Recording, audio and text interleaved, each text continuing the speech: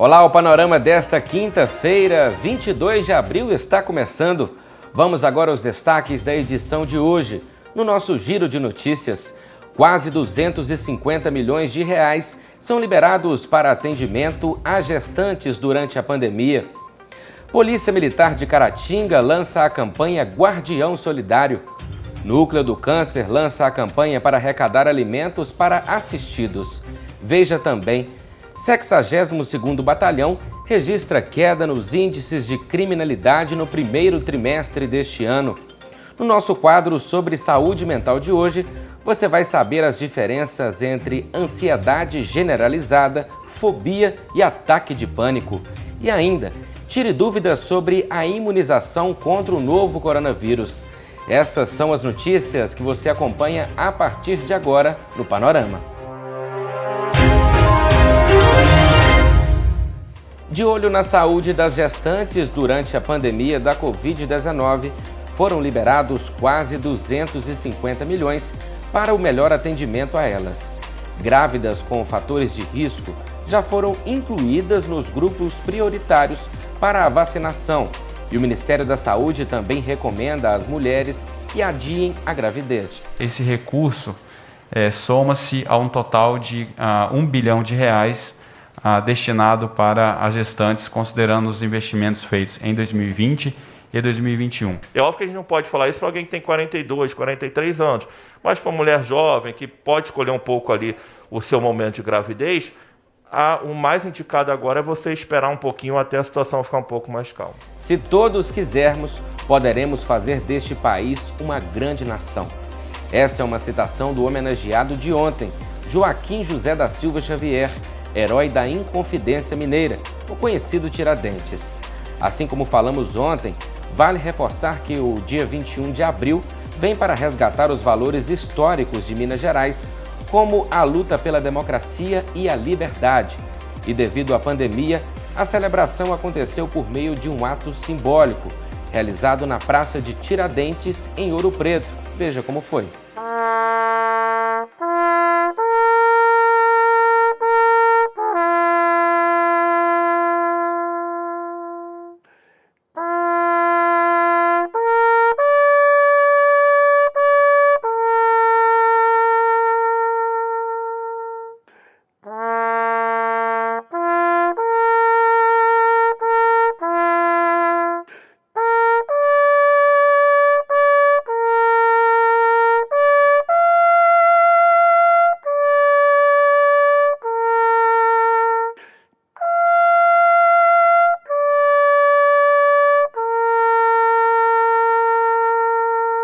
A pandemia já completou um ano e afetou vários setores, causando desemprego, redução nas rendas, e isso afetou várias famílias. Como forma de atenuar a situação de algumas pessoas, a Polícia Militar de Caratinga lançou, com a proposta de arrecadar alimentos, a campanha Guardião Solidário. Esse nome aí foi escolhido pelo nosso comandante, ele quis fazer alusão aí à Polícia Militar, né, como o verdadeiro guardião do povo mineiro. E o solidário, né, é uma outra característica da Polícia Militar em querer ajudar as pessoas. Então essa campanha vai ter início hoje, vai ter a duração de um mês, ou seja, ela vai até dia 20 de maio. E a principal intenção é arrecadar gêneros alimentícios não perecíveis em geral para doação para as famílias carentes em virtude da pandemia. Aqui em Caratinga nós vamos contar com o apoio das principais redes de supermercados. Eles vão estar destinando uma caixa, um local adequado, a pessoa faz a compra e vai lá e deixa esse material nesse local. Periodicamente a gente vai estar fazendo um recolhimento, traz aqui para a sede, para a gente preparar as cestas para levar para as famílias mais carentes. Mais uma vez, né, a Polícia Militar convida, né, a comunidade em geral a estar participando, nós que estamos trabalhando aí na rua, no dia a dia. A gente já começou a notar hoje, né, o frio, então isso ajuda ainda as pessoas, a questão da fome, né? Então dificulta as pessoas poderem sair de casa, muitas pessoas estão com dificuldades em virtude da pandemia de trabalhar. Então eu quero reforçar esse convite à comunidade em poder ajudar mais uma vez a Polícia Militar conseguir fazer um alimento chegar na mesa de quem mais necessita. Pois é, e ainda falando de doações, o presidente do Núcleo do Câncer de Caratinga, Marcos José de Oliveira, em coletiva à imprensa, falou sobre uma outra campanha, a Cesta Solidária. Essa foi idealizada devido à crescente demanda por cestas básicas motivada pela pandemia. Marcos contou que o número de cestas doadas pelo Núcleo do Câncer triplicou, assim como os cadastrados dos assistidos da instituição. Chega cadastro novo praticamente todos os dias. A arrecadação ela deu uma diminuída, obviamente, porque com a crise sanitária vem uma crise financeira, a dificuldade está aí, aumento dos preços dos produtos, isso vai com os insumos, com as medicações, com tudo. Tudo foi nessa leva, né? Inclusive o valor da cesta básica.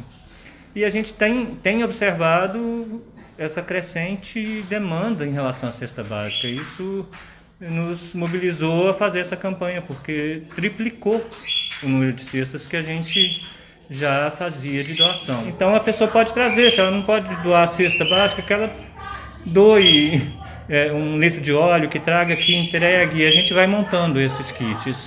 O valor de doação, acho que a gente estipulou 5, 10, 15 ou a cesta, mas é para a pessoa ter a noção de que ela está doando. Se ela está doando R$5, ela consegue visualizar que ela está doando 2 pacotes de macarrão.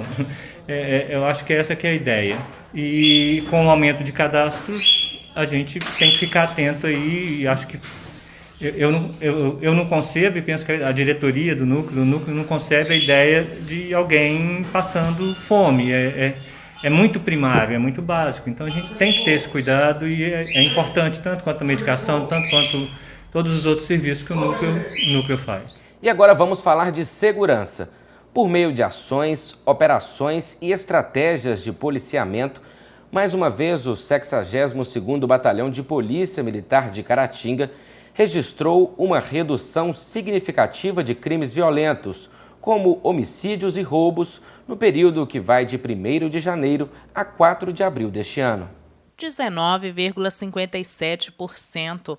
Essa é a porcentagem da redução registrada para os crimes violentos. Já os roubos apresentaram uma queda de 22,22% e os furtos diminuíram 11,81%. A atuação da Polícia Militar, ela tem foco eminentemente na prevenção.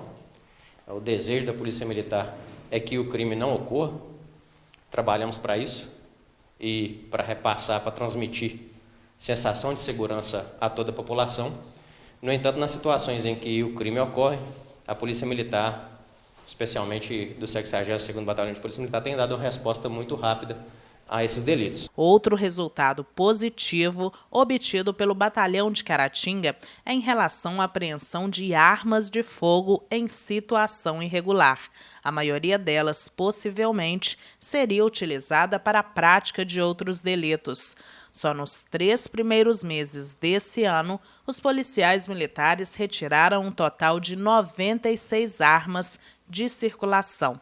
A grande maioria dessas armas de fogo foram retiradas de circulação, estavam na posse ou sendo portadas por infratores, potencialmente capazes de praticar outros delitos. Então, a retirada dessas armas de circulação em muito contribuem para a prevenção criminal. O combate ao tráfico de drogas também se destacou com o registro de 122 ocorrências, algumas delas com apreensões expressivas de entorpecentes. Foram 1.417 prisões e 483 apreensões de menores infratores. Todos os dados apresentados correspondem à área de abrangência do 62º Batalhão, que é responsável por 25 municípios. Foram cumpridos 115 mandados de prisão, 632 egressos do sistema prisional que saíram do estabelecimento prisional com algum tipo de benefício judicial a cumprir. A Polícia Militar realiza o acompanhamento, o monitoramento desses indivíduos. Então, nesse período, foram 632 egressos fiscalizados. Essa fiscalização que é realizada diariamente pela Polícia Militar tem contribuído muito para a prevenção criminal. Também foram verificadas 177 denúncias feitas pela população de forma anônima e sigilosa via 181, que é o Disque Denúncia Unificado. A maior parte das denúncias averiguadas teve resultado positivo. Denúncias anônimas elas contribuem muito para o trabalho da Polícia Militar. Elas podem ser feitas por meio do telefone 181 ou mesmo através do telefone 190. Essas denúncias elas auxiliam muito o trabalho da Polícia Militar. As pessoas que passarem as informações não precisam se identificar, o que importa para a Polícia Militar são as informações repassadas para que possam ser averiguadas e as providências adotadas. Eu gostaria de destacar mais uma vez aqui o apoio que a população tem dado à Polícia Militar por meio das denúncias realizadas pelo 190 ou pelo 181 ou diretamente às equipes policiais militares. Então, agradecer mais uma vez o apoio de toda a população abrangida, pertencente aos 25 municípios atendidos pelo 62º Batalhão de Polícia Militar, e agradecer também a todos os parceiros, a Polícia Civil, ao Ministério Público, Poder Judiciário, a Polícia Penal, enfim, todos os órgãos, o Corpo de Bombeiro Militar, que auxiliam a Polícia Militar no cumprimento da sua missão. Por fim, a taxa de reação imediata da unidade é de 88,24%. Essa taxa representa a resposta rápida dada à sociedade pela Polícia Militar, ou seja, a prisão de infratores logo após a realização dos crimes violentos.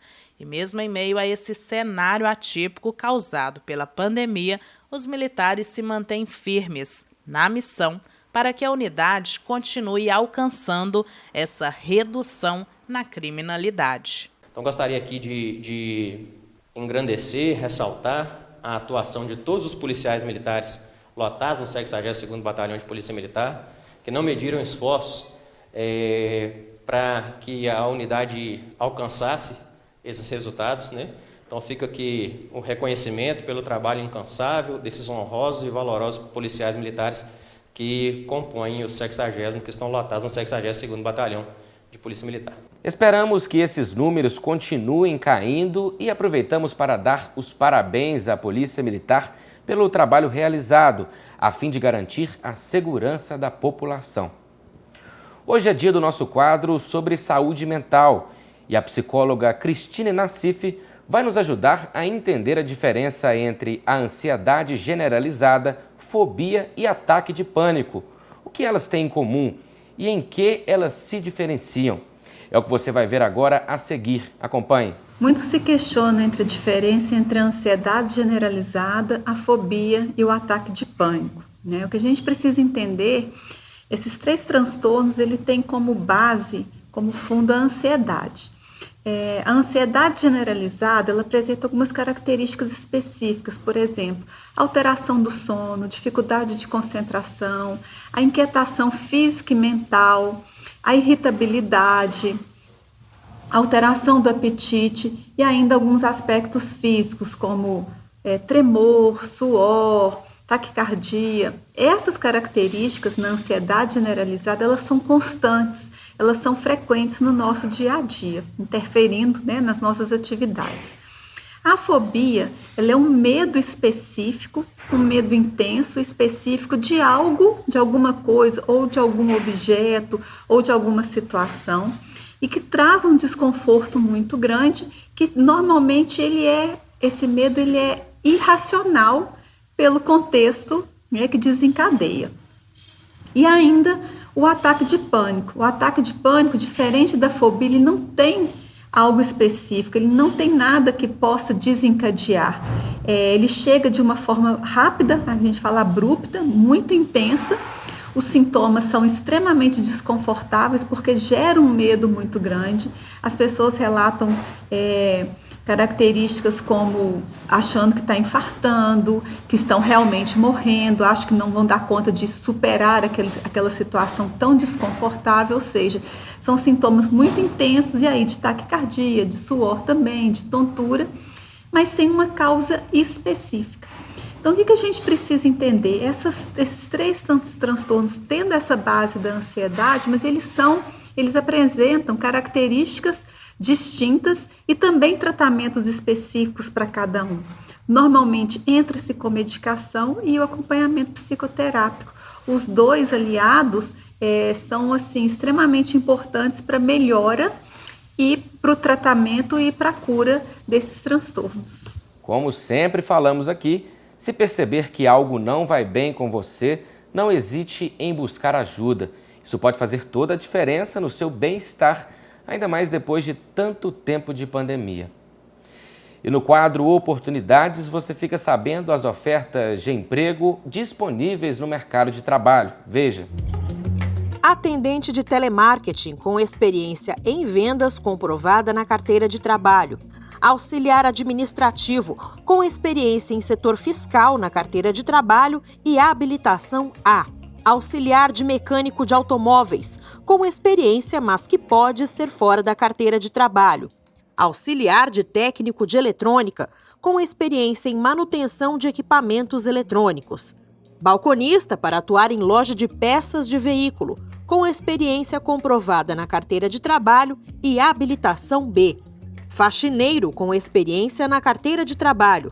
Motofretista com experiência que pode ser fora da carteira de trabalho e habilitação A. Operador de caixa com experiência na carteira de trabalho e habilitação A. Torneiro mecânico com experiência que pode ser fora da carteira de trabalho. E vendedor no comércio de mercadorias com disponibilidade para realizar viagens, experiência em vendas na carteira de trabalho, ensino médio completo e habilitação B. A carta de encaminhamento pode ser impressa pelo aplicativo Cinefácil ou portal Emprega Brasil. Os candidatos podem ainda agendar o atendimento presencial no link www.mg.gov.br/agendamento. E uma dica, não esquecer de incluir nos objetivos profissionais a vaga desejada, para que ela apareça no seu cadastro. Hora de ver como fica a previsão do tempo para esta sexta-feira na nossa região. Dia de sol nesta sexta-feira em Caratinga, sem previsão de chuva. A mínima é 16 e a máxima de 28 graus. Dia de sol também em Inhapim. A temperatura pode variar entre 15 e 27 graus. Em Bom Jesus do Galho, a expectativa é de sol com poucas nuvens. A mínima é 16 e a máxima 28 graus.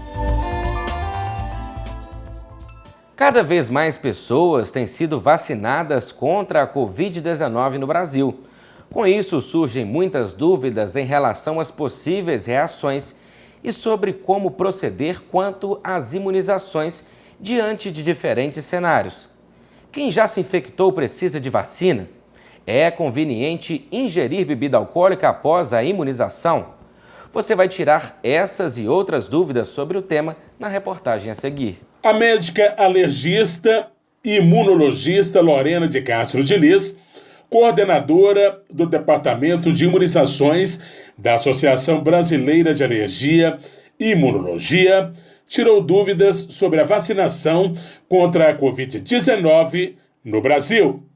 A profissional alertou, dentre as várias questões abordadas, que após a imunização são normais reações do tipo fraqueza, dor no corpo, febre, dor de cabeça e coriza.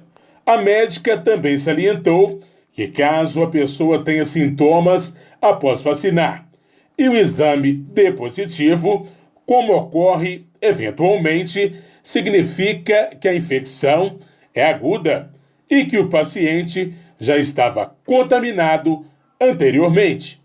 Segundo ela, já a partir da primeira dose da imunização, o sistema imunológico vai sendo estimulado a produzir os anticorpos. Com uma dose só, ele fica protegido, geralmente depois de 14 a 28 dias, mas parcialmente. Então, ele precisa da segunda dose para completar essa imunização. A gente acredita que, muito provavelmente, essa vacina ela não vai ser anual, ela vai ter um tempo de durabilidade maior do que o vírus da influenza, porque o comportamento do SARS-CoV, ele tem menos mutação à proteína spike, que é a proteína que está sendo desenvolvida para as vacinas para adquirir a imunidade contra o SARS-CoV. É uma proteína bastante estável, que mesmo essas mutações aí que já ocorreram, já foram demonstradas, a vacina ela protege contra todas essas mutações porque pegou uma parte do vírus que não é muito mutável, diferente do influenza,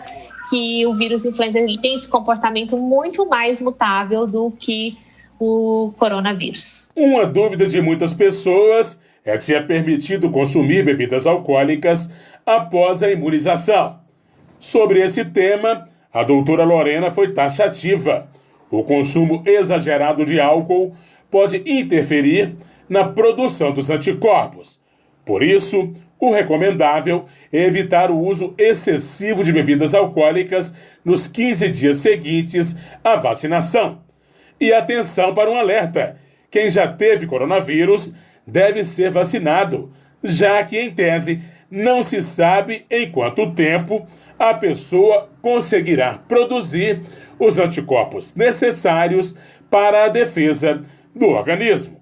Enquanto isso, é fundamental que cada um siga adotando todas as medidas de segurança preconizadas pelos órgãos de saúde. É importante que cada um faça seu papel, medidas de proteção ainda vão ter que ser feitas a um longo período de tempo, e quando chegar seu grupo, que cada um, faça a sua parte vacinando, porque vacinar é um ato de amor a si mesmo e ao próximo. É importante reforçar que mesmo que você já tenha recebido as 2 doses da vacina contra o novo coronavírus, é preciso continuar seguindo os protocolos de prevenção por você e pelas outras pessoas. Estamos chegando ao final da edição desta quinta-feira. Se você gosta de se manter informado sobre os acontecimentos ao longo do dia, basta acessar as nossas redes sociais. Queremos agradecer a sua audiência e companhia. Amanhã estaremos de volta. Esperamos você. Até lá!